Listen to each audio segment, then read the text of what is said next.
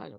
तो भी आज का ये इस 10वें वीडियो में हम सिर्फ देखेंगे टिपिकल जो डिफरेंसेस हैं between the two types of activation of B cell, that is T independent activation and T dependent activation. So as we all know, some important facts: B cells are the lymphocytic cells which have a continuous surveillance of the humoral immunity system. हमारे शरीर में एक वो लाखों की मात्रा में बनते रहते हैं, और अगर उनको एंटीजन नहीं मिलते हैं तो वो अपटोसिस से डिस्ट्रॉय होते रहते हैं और नए सेल्स बोन मैरो में बनते रहते हैं. बी सेल्स वो इक्विप्ड होते हैं बीसीआर से, जो एंटीबॉडी प्रोड्यूस करते हैं, जो हथियार हैं हमारे इम्यून सिस्टम की ह्यूमरल इम्यूनिटी के लिए. तो कुछ इंपॉर्टेंट फैक्ट्स हैं. Origin maturation of B cell occurs in bone marrow. Hematopoietic cells से ये ओरिजिन होता है इनका. प्रो प्री इमेच्योर सेल्स के थ्रू ये डेवलप करते हैं विद द इमेच्योर सेल्स, और नाइव मेच्योर सेल्स के फॉर्म में they leave bone marrow, reticulate between and circulate between blood and the lymph. When get activated by antigen, proliferation and differentiation takes place. जब इनका activation हो जाता है तो उसके बाद इन proliferation और differentiation से इनके different forms बनते हैं, जो कि इनको assist करते हैं by the production of antibodies. इनके पूरे काम को ही control करते हैं. The proliferated B clone produce plasma cells and memory cells. These all details we have seen in the last class. अभी हम बहुत short में देख रहे हैं basic differences.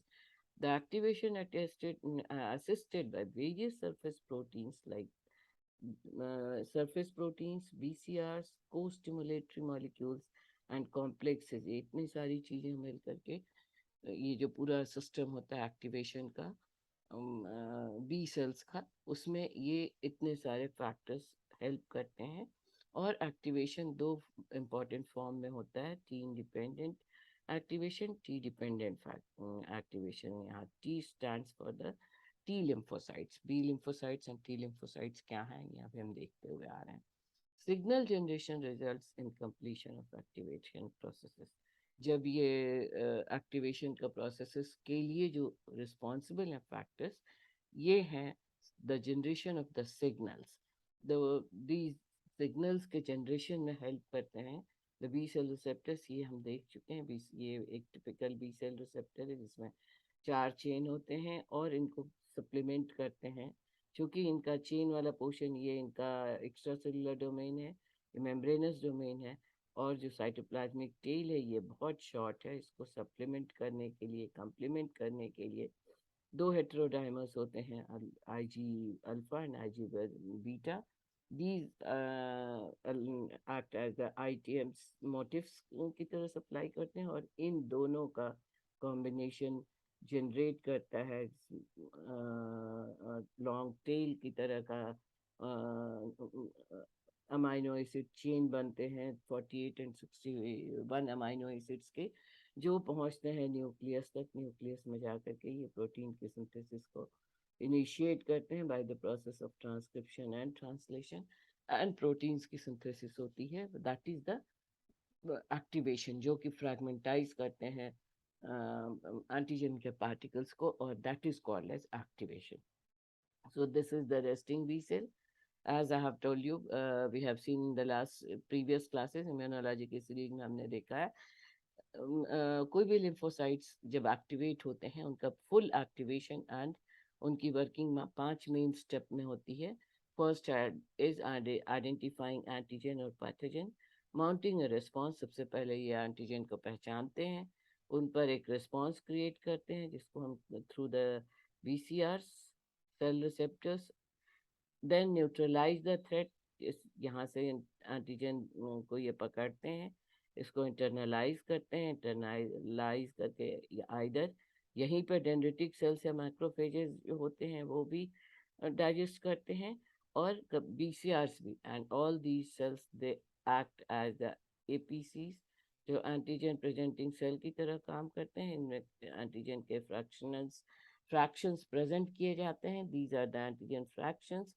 ये combine करते हैं with certain surface molecules, surface proteins that we have already seen. These are the surface proteins, various types of surface proteins, co-stimulatory molecules, and certain other factors like the MHC2 factor complex, and so many factors that together help in this activation and signaling mechanism. Actually, ये जो activation है, this is associated with this signaling mechanism, ये IG alpha, IG beta मिल करके, और ये CD19, CD21, CD18, इन ये तीन important को स्टिमुलेटरी मॉलिक्यूल्स हैं जिनकी सहायता से ये सेल्स एक्टिवेट करते हैं। ये एक्टिवेशन, ये फॉस्फोरिलेशन होता है, और फॉस्फोरिलेटेड ये एनलार्ज टेल, साइटोप्लाज्मिक टेल हम इसको कह सकते हैं, ये सेल के न्यूक्लियस तक पहुंचते हैं और एक्टिवेशन को एक्सेलरेट करते हैं या एक्शन में लाते हैं। ये अटैक, ये हो गया neutralizing, then coordinated attack and kept in memory. These two steps are done specifically in case of this TD and dependent activation में, TD antigen dependent activation में। And as we have to, seen, दो तरह का activation हो सकता है, दो तरह के सिग्नल जनरेशन होते हैं। वन इज TI और T independent antigen activation, and second is T dependent antigen की सहायता से T डिपेंडेंट एक्टिवेशन होता है।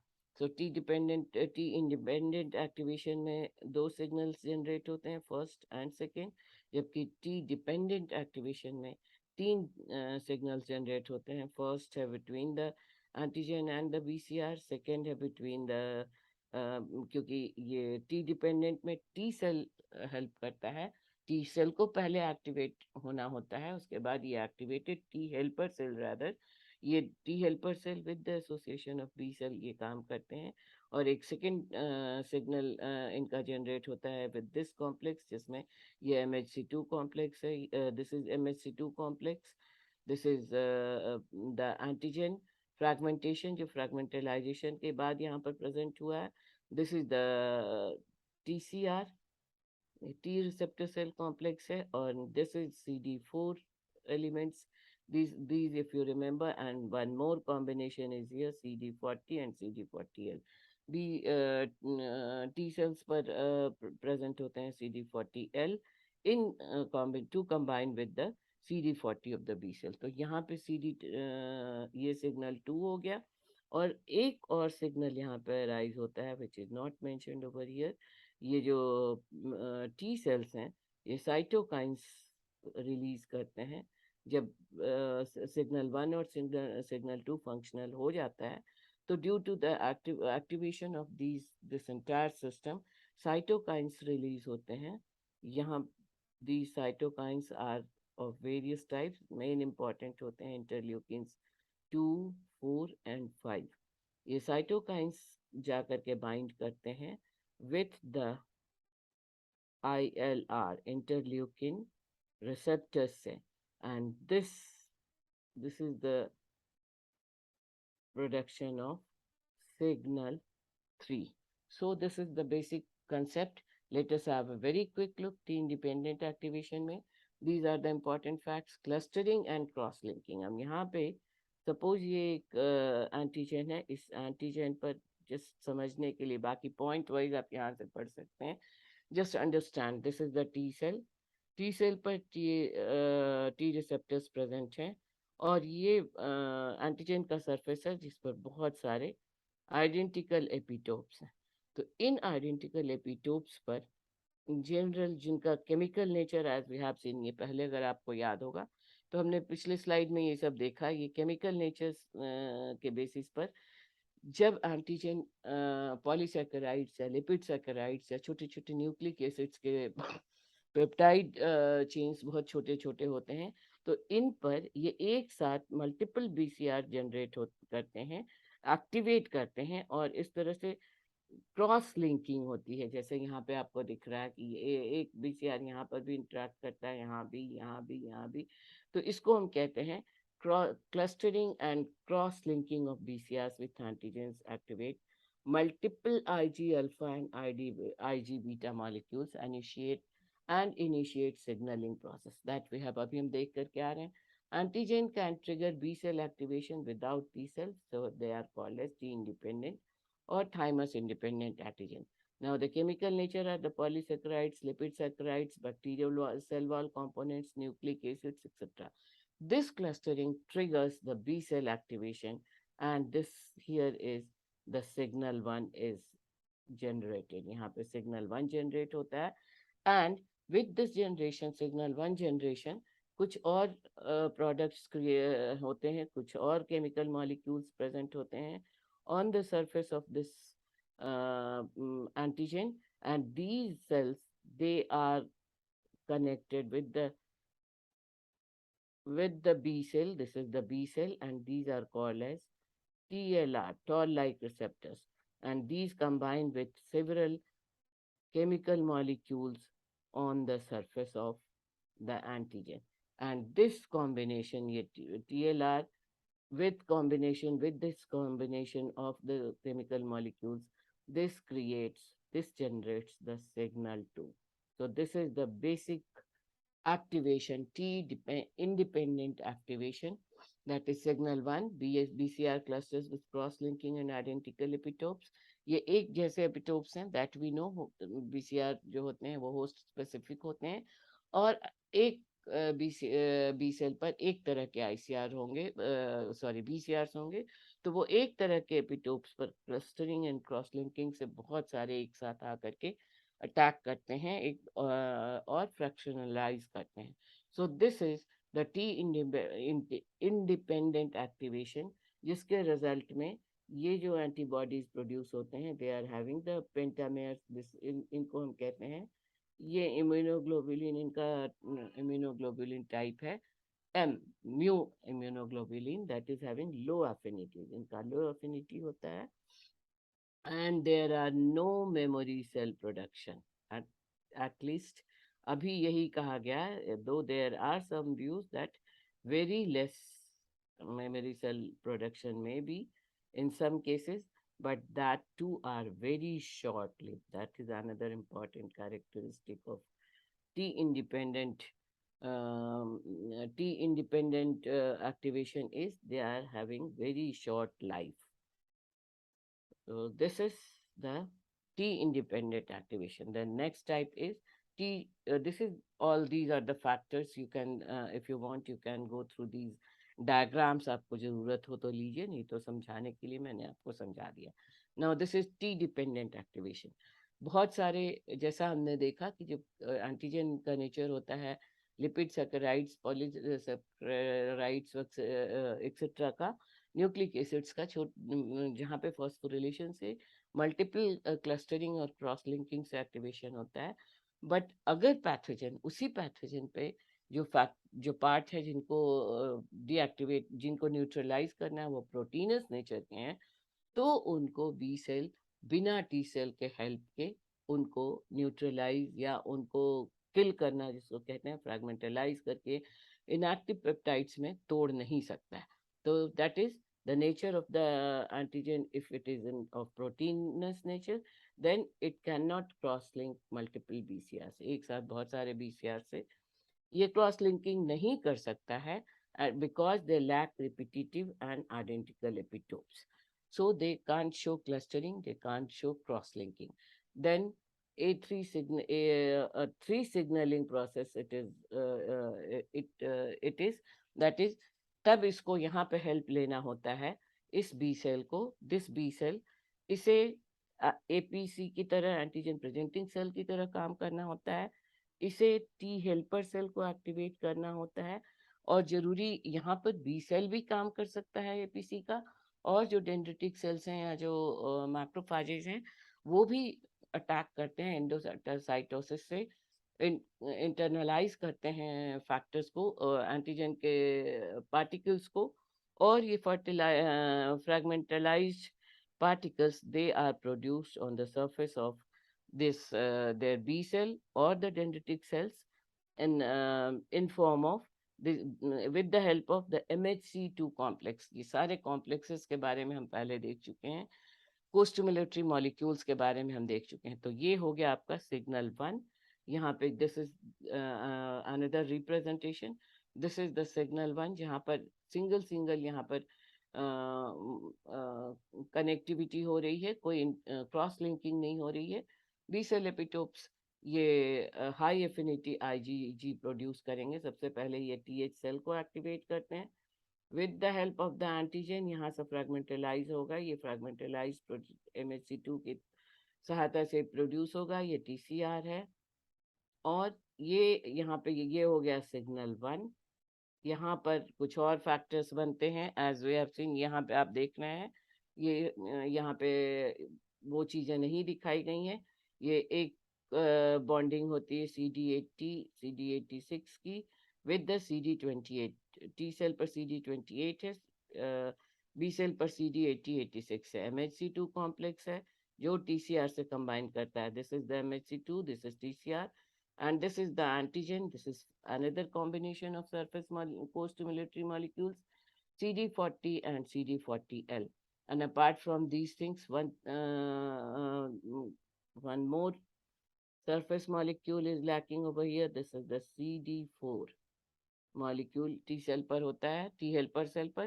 तो ये जो कॉम्प्लेक्स बना जिनमें ये तीन बॉन्डिंग्स हैं, this creates signal 2, and then this signal 1 and signal 2, signal 1 is here, signal 2 is here। Signal 1 और सिग्नल 2 के जनरेशन के बाद ये जो बी सेल्स होते हैं, these T cells, they produce certain sort of cytokines,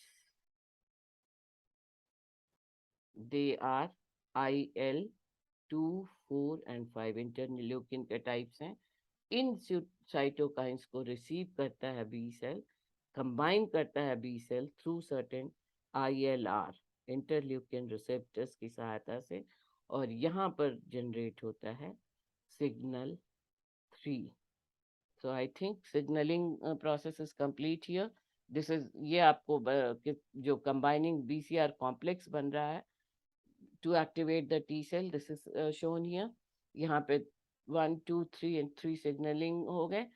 जब ये तीनों सिग्नलिंग कंप्लीट होता है तब टी सेल एक्टिवेट होता है, बी सेल को एक्टिवेट करता है, and then this B cell produces these two types of,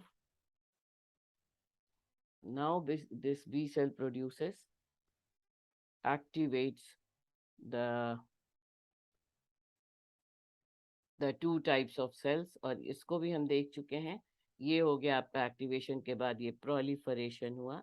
ये प्रोलिफरेशन भी दो तरह का होता है depending upon the two type of cells, B1 and B2 cell। B1 cell, they proliferate into follicular cells, and these follicular cells directly form so many plasma cells, and but they are of weak or short affinity।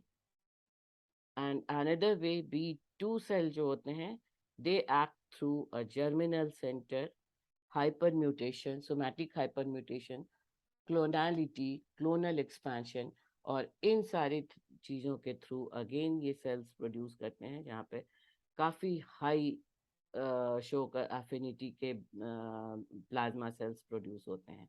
इन दोनों ही तरीकों से plasma cells produce होते हैं। ये produce करते हैं IgG type के antibodies with stronger affinity। These are the immunoglobulin of IgG type, and on another hand, in both cases, this memory cell are these short number of memory cells are produced with the capacity of secondary immune system। जब दोबारा attack हो इन्हीं pathogens का, तो secondary immune system को they are fast reactivate, and that the second activation or the signaling systems are very fast in the next second case। So this is basically the TI and TD activation। Rest all details we have seen in the last video। वो बहुत लंबा हो गया है, इसलिए just आपको समझाने के लिए ये वीडियो मैंने बनाया। आई होप आपको क्लियर हो गया होगा। T D cell different, T D that is thymus dependent activation, जिसमें T cell T helper cell की सहायता से स्ट्रॉन्गर अफिनिटी के स्ट्रॉन्गर अफिनिटी मैच्योरेशन के हेवी एफिनिटी मैच्योरेशन के कॉम्बिनेशंस बनते हैं और बहुत ज़्यादा accelerated mass of antibodies produce होते हैं। जबकि टी इंडिपेंडेंट एक्टिवेशन में टी सेल्स का कोई रोल नहीं होता है, बट वो शॉर्ट मेमोरीड होती है, मेमोरी सेल्स नहीं होते हैं, शॉर्ट लिव्ड होता है। So thank you.